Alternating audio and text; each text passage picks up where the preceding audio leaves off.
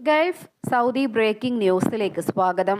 പ്രവാസലോകത്തെ വിവിധ വാർത്തകൾക്കായി ഈ ചാനൽ സബ്സ്ക്രൈബ് ചെയ്യൂ.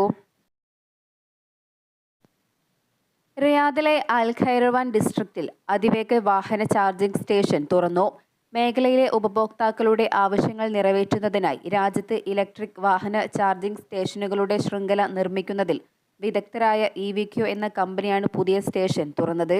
പുതിയ സ്റ്റേഷൻ 2 ഹൈസ്പീഡ് ചാർജറുകളോട് കൂടിയതാണ്.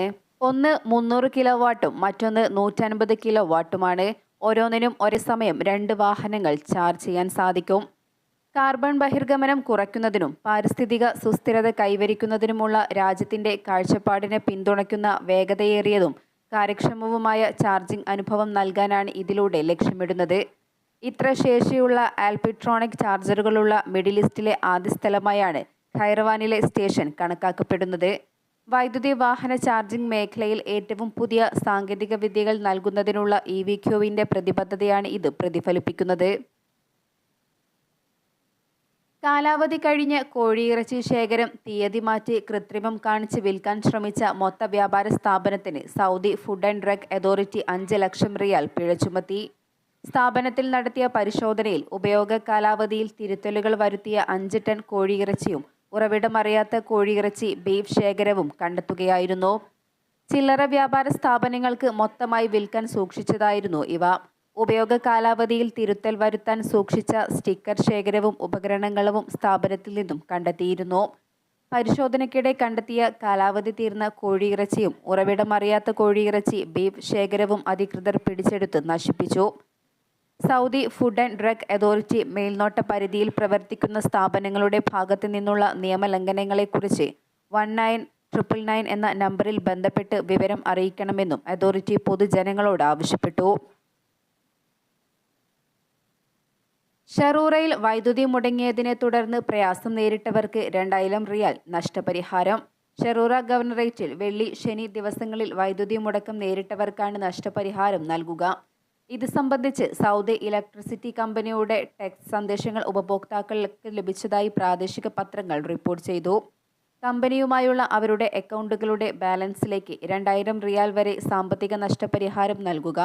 സൗദി ഇലക്ട്രിസിറ്റി റെഗുലേറ്ററി അതോറിറ്റി പുറപ്പെടുവിച്ച തീരുമാനങ്ങൾക്ക് മറുപടിയായാണ് ഉപയോക്താക്കൾക്ക് നഷ്ടപരിഹാരം നൽകാനുള്ള തീരുമാനമുണ്ടായത്. റിയാലിന്റെ വിനിമയ നിരക്ക് ഉയർന്ന് വീണ്ടും ഒരു റിയാലിന് 217 രൂപ എന്ന ഉയർന്ന നിരക്കിലെത്തി. കഴിഞ്ഞ മാസം 20-നാണ് സമാനമായ നിരക്കുണ്ടായിരുന്നത്. നിരക്ക് ഉയർന്നതോടെ വിനിമയ സ്ഥാപനങ്ങളിൽ വൻ തിരക്കാണ് കഴിഞ്ഞ ദിവസം അനുഭവപ്പെട്ടത്. ഉപഭോക്താക്കൾ വലിയ സംഖ്യയാണ് അയച്ചതും. ഇതോടെ തിങ്കളാഴ്ച പതിവിലും വൈകിയാണ് വിനിമയ സ്ഥാപനങ്ങൾ അടച്ചത്. ഉയർന്ന നിരക്കിനായി കാത്തിരുന്ന പലരും വിനിമയ നിരക്ക് ഉയർന്നതോടെ നാട്ടിലേക്ക് പണം അയക്കാൻ തുടങ്ങിയതാണ് തിരക്ക് അനുഭവപ്പെടാൻ കാരണം. കഴിഞ്ഞ 20-നാണ് ഇന്ത്യൻ രൂപയ്ക്ക് സമാനമായ മൂല്യമുണ്ടായിരുന്നത്. കഴിഞ്ഞ വെള്ളിയാഴ്ച 83.53 രൂപയായിരുന്നു ഒരു ഡോളറിന്റെ വില. കഴിഞ്ഞ കുറേ ദിവസമായി രൂപയുടെ മൂല്യം സമാന നിരക്കിലായിരുന്നു. ഇതിനാൽ കഴിഞ്ഞ ദിവസങ്ങളിലായി റിയാലിന്റെ വിനിമയ നിരക്കും 216-നും 216.8-നും ഇടയിലായിരുന്നു. ഡോളർ ശക്തമായതാണ് രൂപയുടെ മൂല്യം കുറയാൻ പ്രധാന കാരണം. അമേരിക്കൻ മുൻ പ്രസിഡന്റ് ഡൊണാൾഡ് ട്രംപിന് വെടിയേറ്റതുമൂലം അമേരിക്കയിൽ നിലനിൽക്കുന്ന പ്രത്യേക സാഹചര്യമാണ് ഡോളർ ശക്തിപ്പെടാൻ കാരണം. പ്രത്യേക അവസ്ഥ നിലനിൽക്കുന്നതിനാൽ നിക്ഷേപകർ കൂടുതൽ ഡോളറുകൾ വാങ്ങുകയായിരുന്നു. പ്രത്യേക സാഹചര്യത്തിൽ മറ്റു മാർഗങ്ങൾ ഒഴിവാക്കി നിക്ഷേപം ഡോളറിലേക്ക് മാറ്റി. ചൈനീസ് കറൻസിയായ യുവാൻ ശക്തി കുറഞ്ഞതും ഡോളറിന് അനുകൂല ഘടകമാണ്. ദോഫർ ഗവർണറേറ്റിൽ മൂടൽമഞ്ഞ് അനുഭവപ്പെടുന്നതിനാൽ സ്വദേശത്തു നിന്നും വിദേശത്തു നിന്നും വാഹനമോടിച്ചെത്തുന്നവർ ജാഗ്രത പാലിക്കണമെന്ന് റോയൽ ഒമാൻ പോലീസ് ആവശ്യപ്പെട്ടു. ദോഫർ ഗവർണറേറ്റിൽ തുടർച്ചയായി ചാറ്റൽ മഴ അനുഭവപ്പെട്ടുകൊണ്ടിരിക്കുകയാണ്. ഇതാണ് പർവ്വതനിരകളിലടക്കം മൂടൽമഞ്ഞിന് കാരണമാക്കുന്നത്. മഴയും മൂടൽമഞ്ഞും പൊടിപടലങ്ങളും കാരണം ദൃശ്യപരത കുറഞ്ഞതായി ഒമാൻ കാലാവസ്ഥാ നിരീക്ഷണ കേന്ദ്രം മുന്നറിയിപ്പ് നൽകി. മൂടൽമഞ്ഞുള്ള സാഹചര്യങ്ങളിൽ വാഹനമോടിക്കുന്നവർ ജാഗ്രത പാലിക്കണമെന്നും അധികൃതർ നിർദ്ദേശിച്ചു. സുരക്ഷാ നിർദ്ദേശങ്ങളും റോയൽ ഒമാൻ പോലീസും രംഗത്തുണ്ട്. ഖരീഫ് സഞ്ചാരികളിൽ അധികം പേരും ദോഫറിലേക്ക് റോഡ് മാർഗം യാത്ര ചെയ്യാനാണ് ഇഷ്ടപ്പെടുന്നതെന്ന് ദേശീയ സ്ഥിതിവിവര കേന്ദ്രത്തിന്റെ കണക്കുകൾ സൂചിപ്പിക്കുന്നു. കഴിഞ്ഞ വർഷം 75.1% സഞ്ചാരികളും റോഡ് മാർഗമായിരുന്നു എത്തിയത്. അനധികൃത ഭൂമി കയ്യേറ്റങ്ങൾക്കെതിരെ നടപടി ധോഫർ മുനിസിപ്പാലിറ്റി ശക്തമാക്കുന്നു. പൊതുമുതൽ സംരക്ഷിക്കുന്നതിന്റെ ഭാഗമായി 594 അനധികൃത കെട്ടിടങ്ങൾ നീക്കം ചെയ്തു. ഗവർണറേറ്റിലുടനീളമുള്ള ഭൂമി കയ്യേറ്റങ്ങൾക്കെതിരെ ഈ വർഷം ഫെബ്രുവരിയിൽ നടപടി ആരംഭിച്ചിരുന്നുവെന്ന് ധോഫർ മുനിസിപ്പാലിറ്റിയിലെ നിയമലംഘന വിഭാഗം ഡയറക്ടർ വ്യക്തമാക്കി. 3 വ്യക്തികളെ തുടർ നടപടികൾക്കായി പബ്ലിക് പ്രോസിക്യൂഷനിലേക്ക് റെഫർ ചെയ്തിട്ടുണ്ടെന്നും അദ്ദേഹം കൂട്ടിച്ചേർത്തു.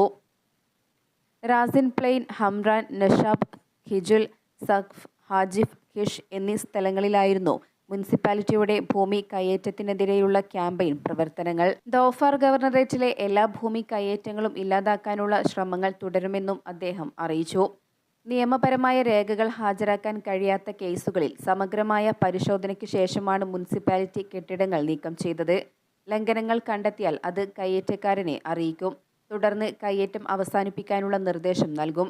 ഇത് പാലിക്കാത്തത് ഉടനടി നീക്കം ചെയ്യുകയോ ഉചിതമായ അധികാരികൾക്ക് റെഫർ ചെയ്യുകയോ ചെയ്യുമെന്നും മുനിസിപ്പാലിറ്റി അധികൃതർ പ്രസ്താവനയിൽ സൂചിപ്പിച്ചു. വളരെ വ്യവസ്ഥാപിതമായാണ് ഒഴിപ്പിക്കൽ നടപടികൾ നടത്തിക്കൊണ്ടിരിക്കുന്നതെന്ന് അധികൃതർ വ്യക്തമാക്കി. ആദ്യം ലംഘനം സൂചിപ്പിക്കുന്ന മുന്നറിയിപ്പ് സ്റ്റിക്കർ പതിക്കും. പിന്നീട് ഇവരുടെ ചിലവിൽ തന്നെ കയ്യേറ്റം നീക്കം ചെയ്യുമെന്നറിയിച്ച് നോട്ടീസ് നൽകും. ഒഴിഞ്ഞു പോകാനായി ഒരാഴ്ച സമയവും അനുവദിക്കും. ഇതിനു ശേഷമാണ് കയ്യേറ്റങ്ങൾ ഒഴിപ്പിക്കുന്നതെന്നും അധികൃതർ വ്യക്തമാക്കി. അനധികൃത കയ്യേറ്റങ്ങൾ നിരവധി ഭവന പദ്ധതികളുടെ നടത്തിപ്പിന് തടസ്സമാണ്. കൂടാതെ അനുചിതമായ സ്ഥലങ്ങളിലെ കയ്യേറ്റങ്ങൾ അപകട സാധ്യതകൾ ഉണ്ടാക്കുമെന്നും മുനിസിപ്പാലിറ്റി വൃത്തങ്ങൾ സൂചിപ്പിച്ചു. റെഫ്രിജറേറ്റർ ട്രക്ക് ഡ്രൈവർ തൊഴിൽ ഒമാനികൾക്ക് മാത്രമായി നേരത്തെ പ്രഖ്യാപിച്ചത് സെപ്റ്റംബർ മുതൽ നടപ്പിലാക്കും.